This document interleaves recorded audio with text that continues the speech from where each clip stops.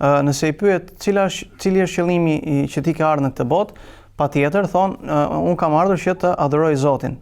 Por nuk mjaftohemi me kaq, pas ka diçka shtesë. Pra të jemi më këmbës. Patjetër, derisa e ka përmend Zoti në ajetin kuranor, e ka përmend dhe në ajetet e tjera. Por ky ajeti është ai ajet që shumë njerëz, domethënë e dinë, e kanë lexuar, është në fillimet e surës Baqara, ku Allahu xhelle xhelalu thot: "Wa idh qala rabbuka lil malaikati inni ja'ilun fil ardi khalifa." E kur Zoti yt u thot melekëve, u drejtohet melekëve pasi kishte urdhëruar melekët që kontingjentin e xhinëve që janë akoma në tokë për të dëbohen, të largohen nga dëbojeni, nxirrini nga toka, sepse ata nuk meritojnë të jetojnë dhe të zhvillojnë jetën në tokë, pra nuk e kanë bartur emanetin e Zotit ashtu siç duhet. Cili është dallimi mes njerëzve dhe xhinëve?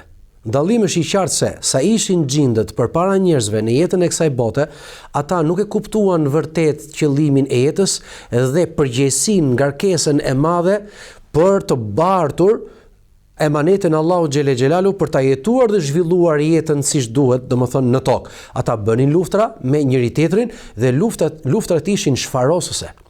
Nuk ishin domethënë moral brenda, kurse njeriu është ndryshe, njeriu bën luftë.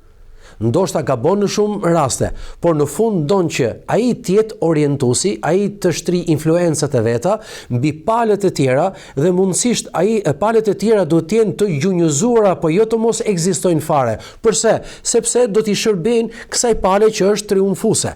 Ideja e njeriut apo qëllimet e njeriut, dhe është një krijesë, Allahu xhelle xhelalu don të tregoj melekëve se është një krijesë e cila do ta marrë përsipër emanetin e Allahut xhelle xhelalu. Andaj që në kohën e Ademit alayhis salam e deri në ditët e sotme, e deri në ditën e fundit, ditën e gjykimit, atëherë çfarë ndodh?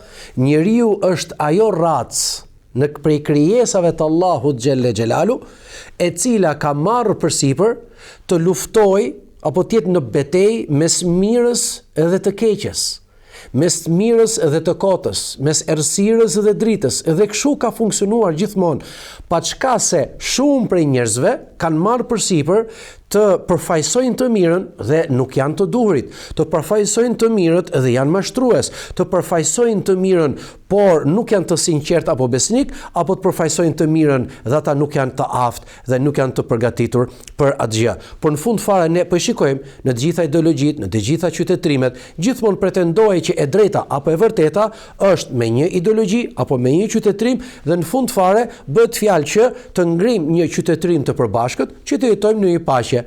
Në aspektin islam, në aspektin e besimit, paqja vjen vetëm nëse të gjithë ne i përgjërohemi Zotit, i nënshtrohemi Zotit dhe jemi vëllezër. Misioni ynë dhe qëllimi ynë është i vetëm që ta adhurojmë Zotin, ta njohim atë, ta adhurojmë atë dhe të marrim porositë e tij, me porositë e tij ne të ndërtojmë jetën e kësaj bote. Çfarë do thotë kjo? Do thotë mëshirojmë njëri tjetrin për hir të Zotit.